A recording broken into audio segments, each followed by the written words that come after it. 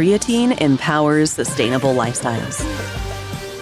Not only muscle, but all of our cells utilize creatine. It is important to our energy metabolisms. The human body naturally produces a part of the daily creatine requirement by itself. The remaining amount could be obtained from bigger quantities of fish and meat. But what about vegans, vegetarians, and flexitarians? Their creatine levels are often reduced. That makes dietary creatine intake meaningful for these groups. More and more consumers avoid meat and dairy to reduce their carbon footprint. Look for well-balanced alternatives and diets.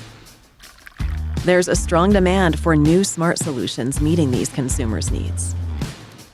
So let's create nutritious products for these customers. Let's support them in living a more vital and sustainable life. Let's present an interesting approach for flexitarians, vegetarians, and vegans. Let's help reduce the environmental impact of foods. Let's offer foods with new, convincing benefits. Add the missing ingredient to your plant-based alternatives with Crea Vitalis. Our goal is as simple as it is important: to make products more nutritious and to complement the natural creatine supply for flexitarians, vegans, and vegetarians. We want to support them while they're trying to live the life they feel is best for themselves and our planet. We want to be there anytime needed: breakfasts, lunches, and dinners, and every bigger or smaller snack in between.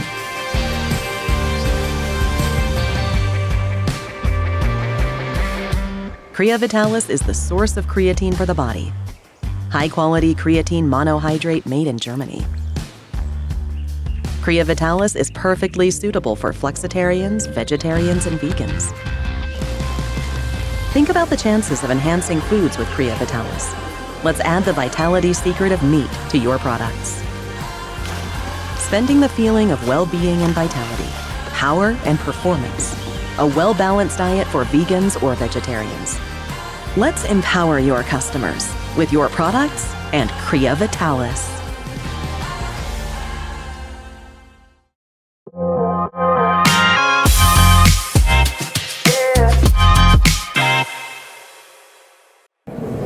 Olá amigos, mais um QualityCast diretamente aqui do Arnold Conference com a doutora Karina, minha cliente, minha amiga. Estamos aqui, ela já assistiu muitas palestras e dará outras. Doutora, tudo bem?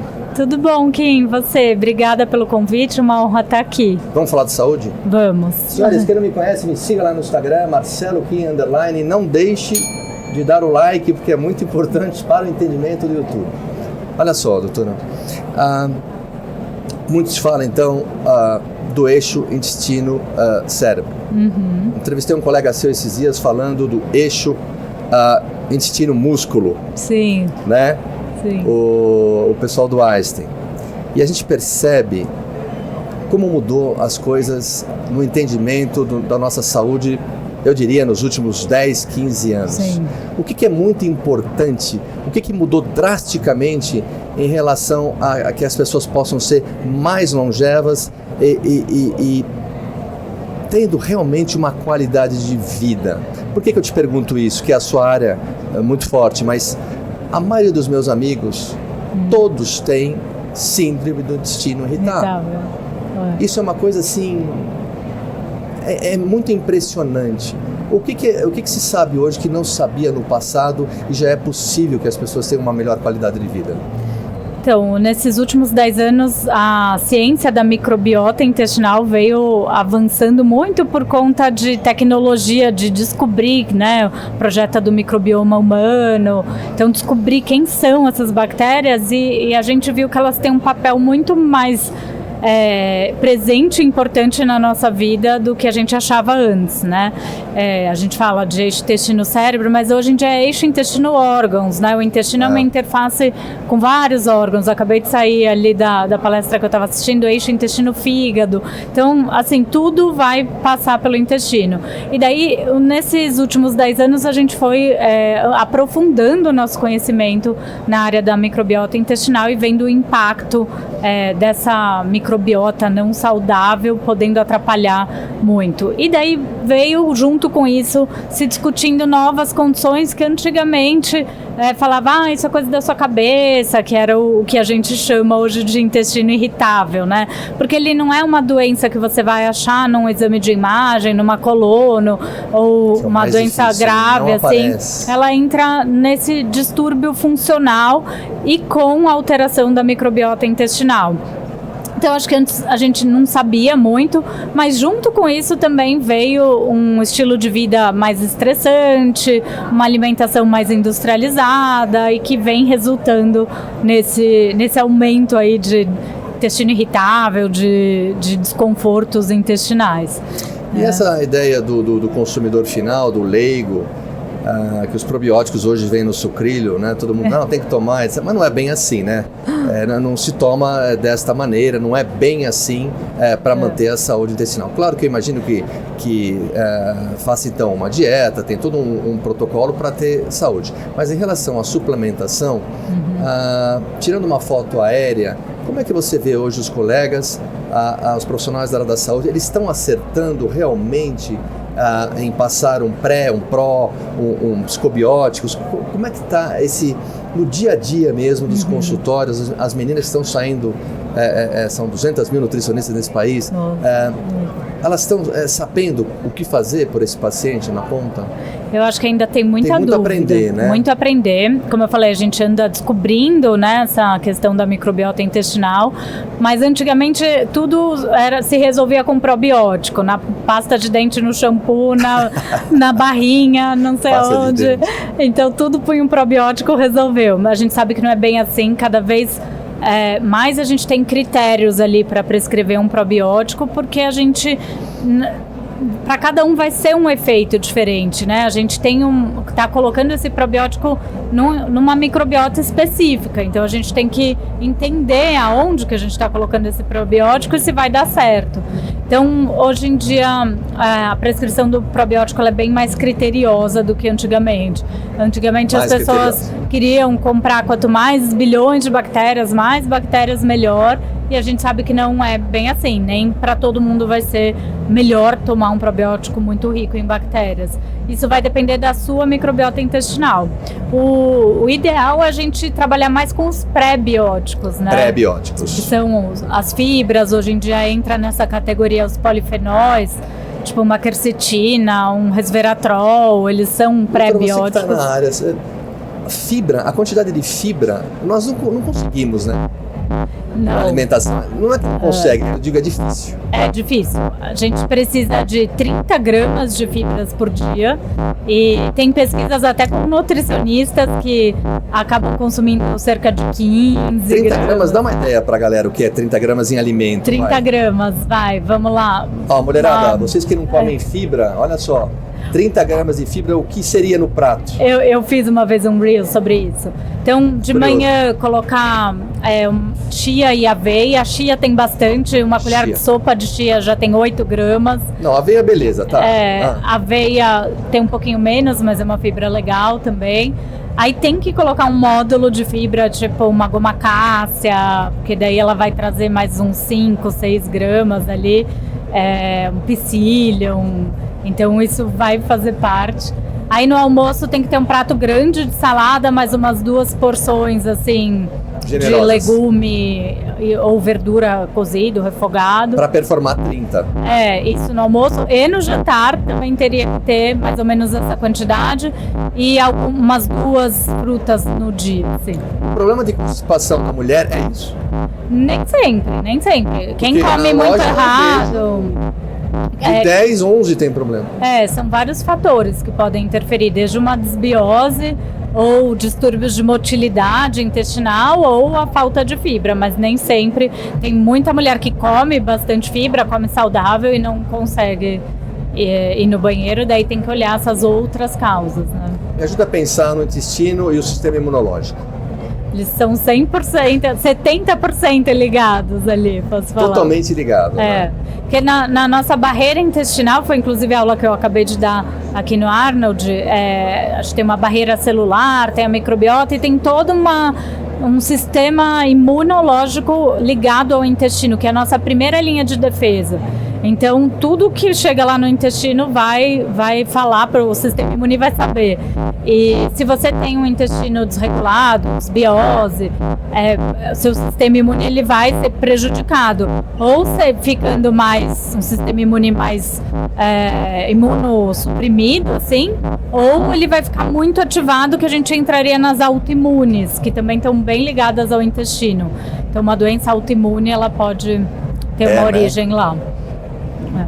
Doutora, o que são então as zonulinas e os seus diagnósticos? Eu até coloquei aqui, né? Você pode explicar o papel das zonulinas na permeabilidade intestinal e como isso afeta a saúde geral? Zonulina, ela faz parte da estrutura dessa barreira intestinal, de uma molécula, de uma estrutura de proteínas que a gente chama de tight junctions.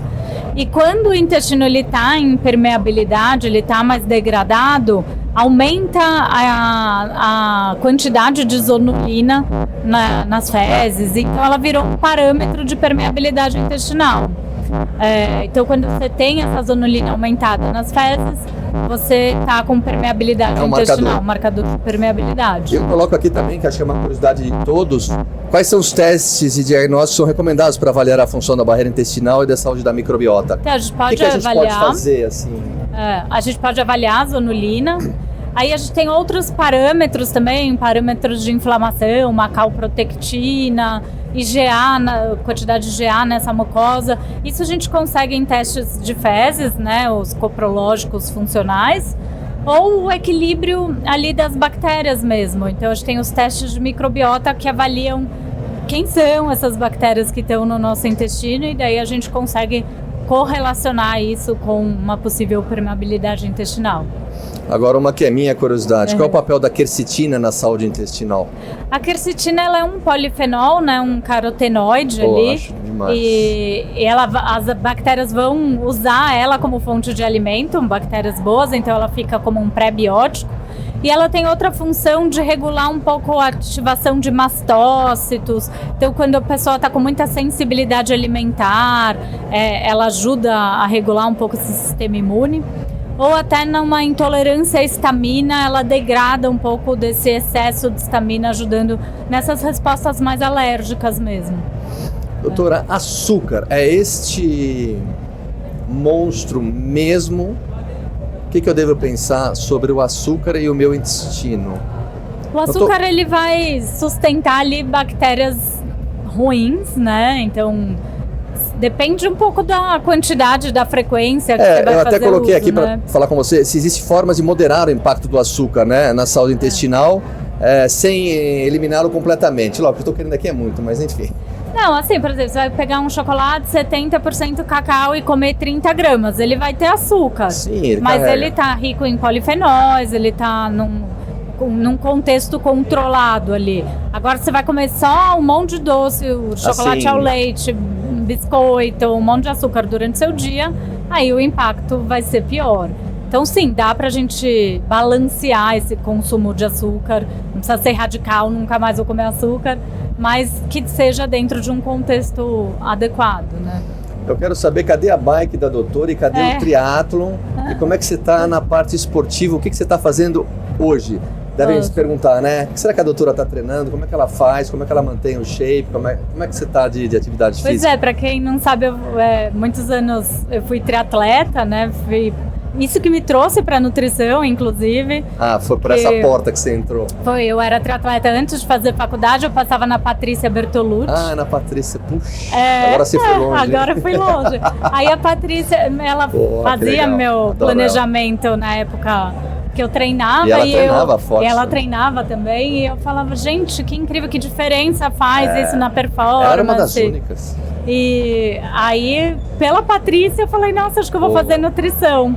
Que legal. E daí entrei na nutrição para fazer esportiva e fiquei fazendo triatlon por muitos anos ali, mas daí depois comecei a trabalhar em hospital, a vida foi me levando para uma nutrição mais clínica, acabei entrando aí bem na área intestinal e não segui a área esportiva como era meu sonho, mas foi ótimo.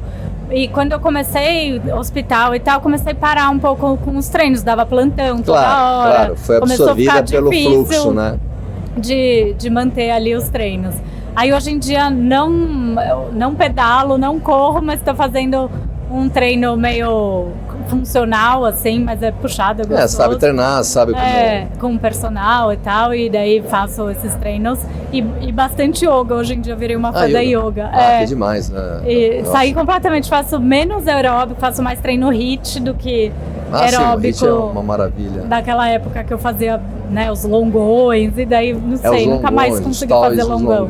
Abaixa a imunidade pra cacete. Nossa, eu ficava... E olha que interessante, meu corpo hoje é muito de estética, assim, muito mais definido, magrinho do que na época do triatlo. Que coisa, hein? Que coisa, curioso, né? E eu passei tanto tempo correndo, sei lá, 20. É tipo de fibra, aí Daí depois eu fui ver só um tipo de fibra mais de força. De contração rápida e lenta. E esse estímulo do HIIT me dei muito bem. Caiu muito bem. E antes eu ficava lá, acho que eu ficava mais inflamada com aqueles longos, né? E muito dificuldade ali no recovery, porque era muito treino. Fazer uma boa reposição. Mas foi bom, que legal essa história. Então eu vendi minha bike e agora eu tô só no tapetinho da yoga e nos treinos. E otimiza tempo, né? Álcool e intestino. Não o mesmo. Álcool detona o não intestino. Mesmo. Assim, tudo também depende da dose, né? Uma tacinha de vinho que vai cair super bem ali. Mas um álcool mais em excesso, ele aumenta a permeabilidade intestinal, diminui a diversidade de bactérias do seu intestino e daí pode prejudicar bem. Vitamina D e intestino. Fundamental. Ligação direta, né? Ligação direta. A vitamina D, ela é super importante para a integridade da mucosa, dessa função imunológica do intestino. Tem várias pesquisas mostrando que a deficiência da D pode aumentar a chance de intestino irritável e de doença inflamatória. Isso aí também é outra dúvida que eu tenho, né? Eu tomo 6.000. Disseram que a dose eficiente é bem mais alta. O que a ciência Então, depende fala? da sua genética. Tem pessoas que têm polimorfismos, alterações genéticas no receptor da vitamina D. E daí vão ser pessoas que vão ter que tomar doses muito altas para manter um nível ok. Tem gente que não tem essas alterações e que já fica melhor. Então você tem que acompanhar com o exame de sangue. Então tem que fazer e ver se a sua dose está adequada para você. Eu tenho esse polimorfismo, eu tenho que tomar, se eu parar de tomar, ela já cai. Eu tenho que fazer dose alta e constante, que se eu parar, ela cai. Qual outra suplemento? Claro, depende muito de cada caso. Senhores, aqui a gente está comentando por cima. Geral, tem que fazer uma anamnese, tem que fazer exame. Não existe receita, claro. Mas o que eu quero dizer aqui, perguntar para a doutora, quais são os suplementos que podem contribuir para uma saúde intestinal? Falamos da fibra, falamos da vitamina D. Existe um outro que a pessoa pode se cuidar, assim, ter uma atenção maior? A glutamina, é interessante, que ela ajuda na barreira intestinal. A glutamina é muito maltratada, viu, senhores? A glutamina é excelente produto, né? Daquele livro do Rui Falcão, se não me engano, sobre a glutamina. Realmente demais. O intestino usa ela como fonte de energia. Os polifenóis, a gente falou, eu adoro passar, então uma curcumina, um resveratrol, temos várias opções. Que mais? As fibras, que também não tem só um tipo de fibra para suplementar. A gente acaba tendo vários também que a gente pode misturar, daí isso depende um pouco. A vitamina D, zinco também é interessante. Zinco, né? E o magnésio, até para as constipadas, você perguntou, o magnésio, quando ele está na forma de carbonato ou citrato, ele é mais laxativo. Peraí. Esse é outro assunto. Falar com ela é fogo. Peraí, magnésio qual você falou? Carbonato ou citrato. O carbonato é o mais simples, né? Mas é que ele faz um efeito osmolar no intestino e ajuda quem é mais constipado. Então, hoje em dia a gente tem até uma associação de magnésio inositol, mas daí o magnésio carbonato com inositol, aí ele tem um efeito laxativo. Aí é um suplemento legal para. E o bisglicinato? O bisglicinato, ele já não vai impactar tanto o intestino. Eu tô tomando para sono. Mas daí vai ajudar em sono, vai ajudar em neurotransmissor, em geral, assim, é legal. Uma coisa muito curiosa que você pode me responder. Nas Blue Zones, Okinawa, Loma Linda, né? Nenhum desses lugares as pessoas fazem low carb. e estão vivendo bastante. É mais perfil mediterrâneo, né? O brasileiro está comendo muito e mal. Nós teríamos uma saúde melhor se eu parasse de comer...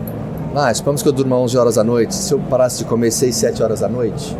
Com certeza. Isso é o que eu mais bato na tecla. Nos pacientes me Pode ser, odeiam por isso. Posso afirmar? Pode, porque isso tem a ver com o intestino e com o nosso ciclo circadiano que vai regular nosso organismo inteiro. Atenção ao né? sono e tal. Então, assim, a gente não foi feito para comer depois de 7 horas da noite. Óbvio que a gente vai querer jantar fora um dia, vai sair. Sim, mas aí é uma exceção à regra. Mas no dia a dia... jantar até 7h30 no máximo, assim, e jantar leve, de fácil digestão. Sim, o brasileiro come, assim, pegar a população geral brasileira, come mal, porque come muita gordura, então muita carne vermelha, que vai depender um pouco da região, né? Tô falando mais aqui da nossa região, mais sal, então é uma dieta mais inflamatória. Nas Blue Zones eles usam muito a dieta mediterrânea, né? Que é aquele perfil de dieta muito rica em legumes, verduras, peixes, gorduras boas e não necessariamente sem carboidrato, mas carboidratos de menor índice glicêmico, não vai ficar comendo um monte de farinha refinada, né? Então eles comem tubérculos, a batata doce, abóbora, batata, carboidratos de menor índice glicêmico, frutas. Hoje a doutora está atendendo aonde em São Paulo? Eu atendo na Vila Olímpia, Rua do Rócio, aí tenho já uma equipe lá, eu atendo também. A gente faz muito foco em longevidade, intestino, leitura de testes genéticos, microbiota. A gente trabalha bastante com esse enfoque. Pessoal, já caminhando para o final aqui, que a doutora tem que trabalhar muitíssimo. Olha só você falou uma coisa muito importante que as pessoas me perguntam. Você falou a minha equipe. Um dos grandes problemas hoje é que as pessoas são as equipes transdisciplinares e as multidisciplinares. Eu vou ao médico, ele tem o meu protocolo, mas depois eu vou no cardiologista, ele não sabe o que eu estou tomando, etc. E tira o negócio que eu não Então, tomou. é muito importante quando a doutora fala em equipe, né? Eu vou tratar da minha saúde no local e provavelmente vocês sabem da minha vida, da minha saúde. Sim. Então, isso é muito importante. Trabalha, tem muita nutróloga, gastro, nutricionista, coloprocto, psicóloga, então a gente... Até porque para tratar do intestino a gente precisa, né, de toda essa... Não é a sua área, mas você... Já vou liberar a doutora, calma, olha. Tranquilo. Você me falou de uma coisa que... A colonoscopia... Aqui jogando a conversa para cima com você. Antigamente ela tinha um protocolo de 10 anos a cada... Parece que mudou isso e agora mudou. A cada 4. Eu estava falando com um médico amigo lá do Einstein. É isso mesmo, né? Tem que fazer... Adiantou depende da idade, né? A idade, né? Antes a gente fazia após 50 anos. Isso. Para controle, agora 45, porque tem aumentado muito os casos de câncer de cólon nessa idade. Né? E se você... Daí, o tempo que você vai repetir vai depender um pouco se você tem história familiar positiva ou de algum achado ali na coluna, né? Mas, em geral, se você tem história positiva, você vai ter que fazer com uma certa frequência, até todo ano, e se não, a cada 3 a 4 anos. Puxa, muito legal, muito legal. Doutora, olha, eu quero agradecer muito a sua vinda. Eu tenho que terminar, que a doutora tem que trabalhar. Muito obrigado por você ter vindo. E está convidada para o QualityCast. Vamos marcar um lá para a gente conversar com calma. Para bater papo. Muito obrigado. Obrigada. Senhores, não deixem de curtir o canal, senão a doutora nunca mais vai falar conosco. Por favor. Dê um like, compartilhe, porque é muito importante para o entendimento do YouTube. Muito obrigado e até a próxima. Valeu. Tchau, tchau.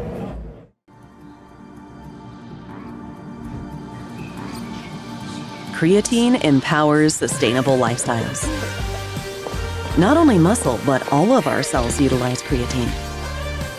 It is important to our energy metabolisms.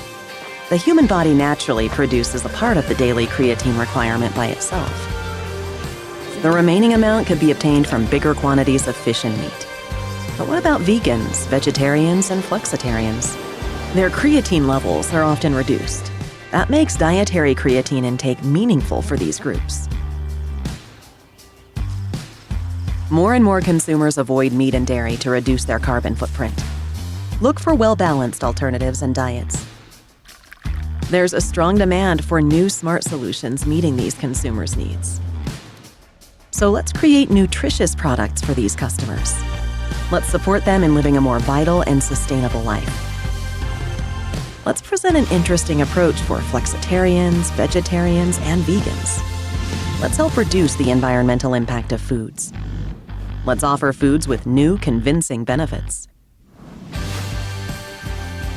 Add the missing ingredient to your plant-based alternatives with Crea Vitalis.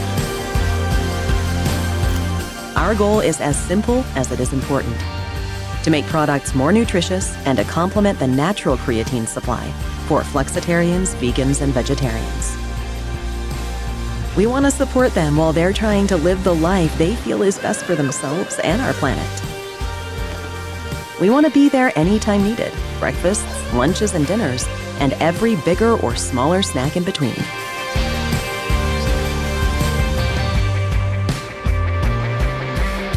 Crea Vitalis is the source of creatine for the body. High-quality creatine monohydrate made in Germany. Crea Vitalis is perfectly suitable for flexitarians, vegetarians, and vegans. Think about the chances of enhancing foods with Crea Vitalis. Let's add the vitality secret of meat to your products. Spending the feeling of well-being and vitality, power and performance. A well-balanced diet for vegans or vegetarians. Let's empower your customers with your products and Crea Vitalis.